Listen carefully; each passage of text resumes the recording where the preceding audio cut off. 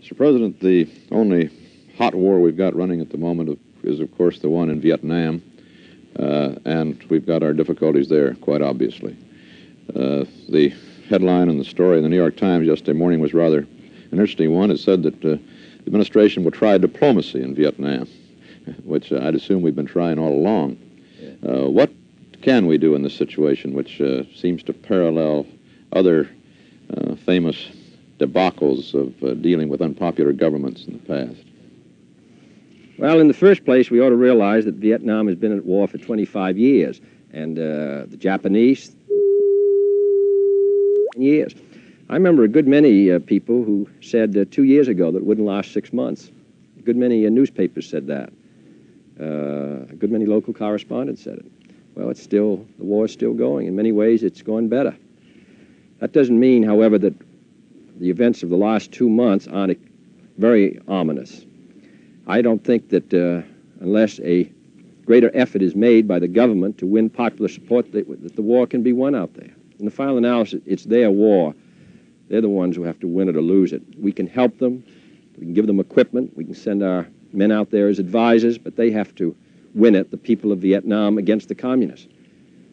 We're prepared to continue to assist them. But I don't think that the war can be won unless the people support the effort. And in my opinion, in the last 2 months, the government has gotten out of touch with the people. The repressions against the Buddhists, we felt, were very unwise. Now, all we can do is to make it very clear that we don't think this is the way to win. It's my hope that this will become increasingly obvious to the government, that they will take steps to try to bring back popular support for this very essential struggle.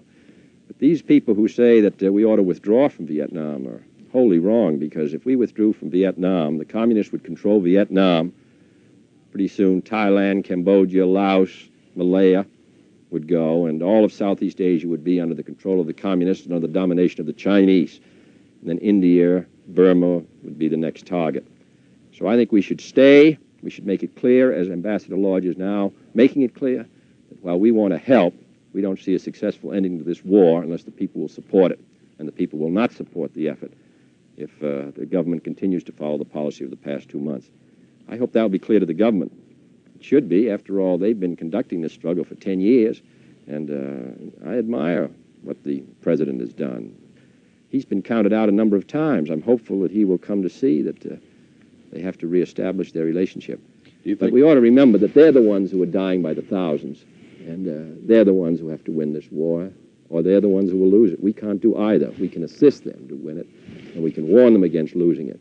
But the United States is not we don't have troops in mass who are dying by the thousands.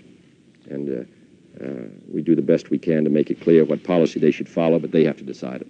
Do you think that this government still has time to regain the support of the people?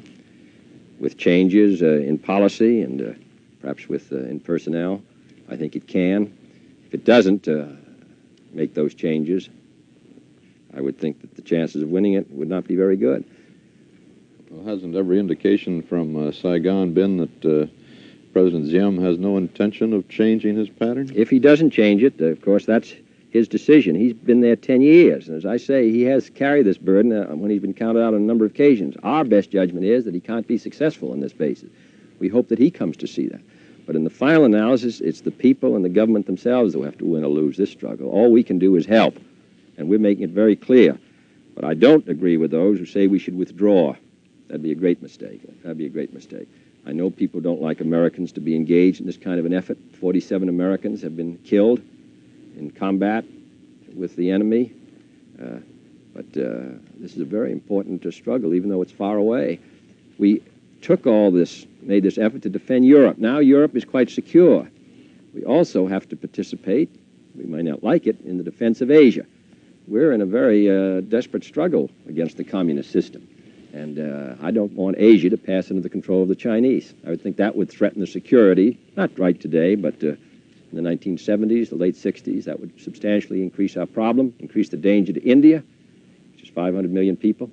And if that were joined with the rest of the communist bloc,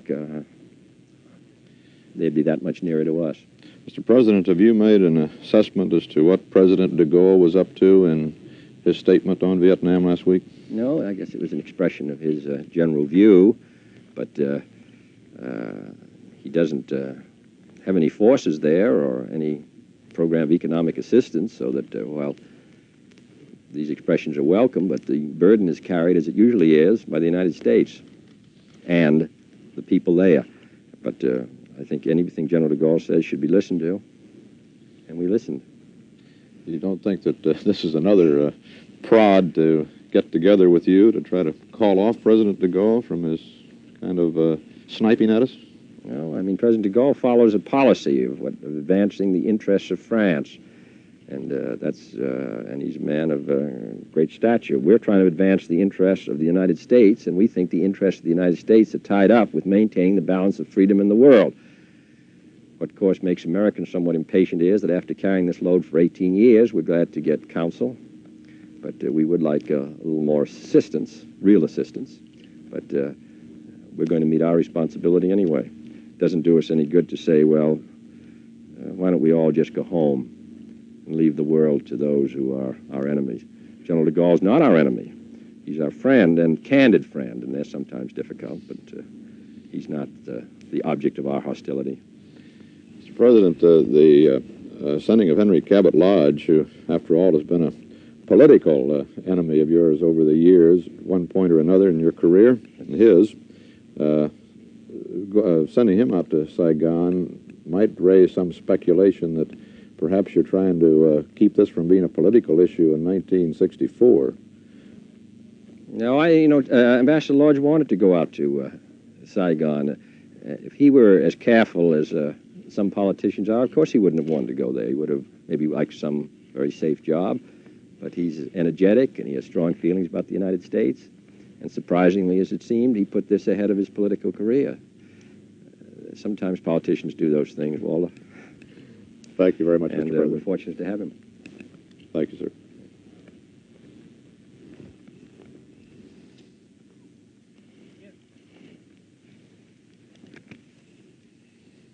Could you just sit here for 1 second and we get a How many minutes do we do? We can cut out a little of that stuff from the Get the economy. reverse, please. I got it. Did that go all right from your standpoint? Yeah, that was fine. Maybe just a little longer, the answer, than... So I don't mind if they decide to edit any of this stuff. Yeah. We'll probably have to do some to get it in. Yeah.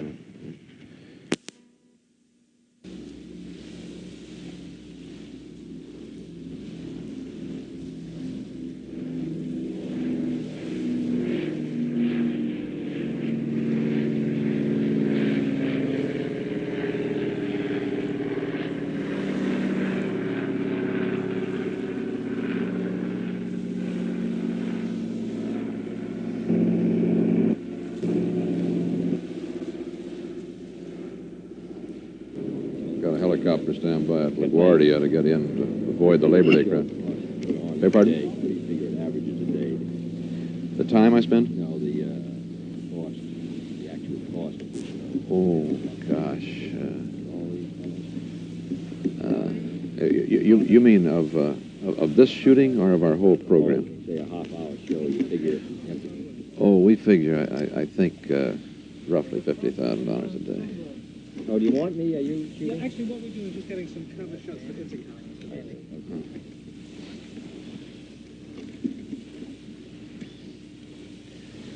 Get your long lens on that sunfish out there, and we can all have one for Christmas. Can't read the name.